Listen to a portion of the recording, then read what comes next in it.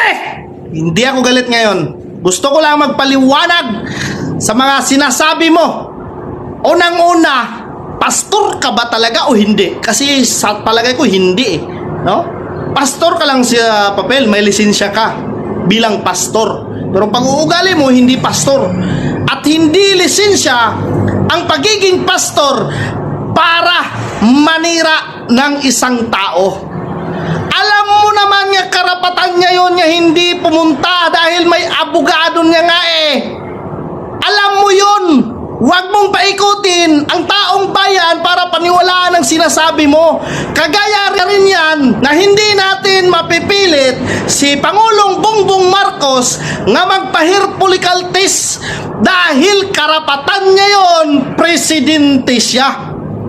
Walang pinagkaiba kay BP Sara. Ha? Karapatan niya rin yon nga hindi pumunta sa impeachment. Ha? Kaya wag mo nang lukuhin, paikutin ang ulo ng taong bayan para paniwalaan ang mga sinasabi mo. Bumabaha ang Luzon, bakit ang vice presidente ang hinahanap mo? Dapat ang hanapin mo, Pini Abante, ang Pangulo. Kasi hindi naman gumagana kung ano yung mga desisyon ng vice presidente. Ang masusunod naman dito, no, lahat-lahat presidente. Ang gusto nyo lang kasi, no, mangyari ang gusto nyo, hindi naman pwede vice presidente yan, tapos susunod sa kagustuhan mo. Kasalanan ba ni BP Sara Duterte ang mga pagbaha dyan? Bakit nyo sa kanya sisisihin ang mga pagbaha ng basura, pagbaha ng tubig baha dyan sa Luzon? Kasalanan niya ba yun? Sa panahon ni Tatay Digong, nilinis yan.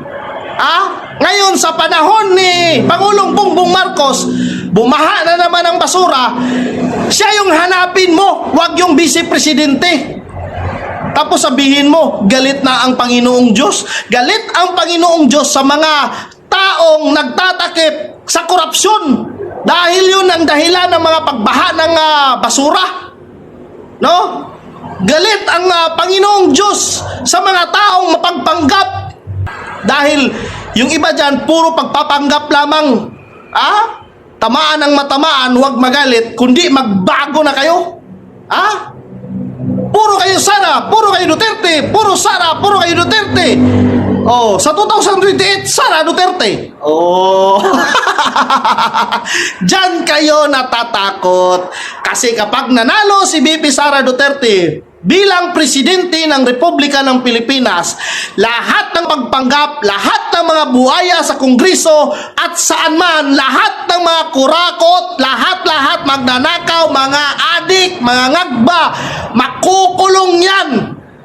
Dahil sinisira nila ang Pilipinas. Bakit nyo pipigilan? Bakit kayo natatakot? Wala naman kayong kasalanan, bakit kayo matakot? Puro kayo Sara. No? Pati mga pastor nakikialam na, naku, ginagamit, hindi lisensya ang pagiging pastor para manira ka ng isang tao. Yan po ang pakakatandaan natin, mga kabanat.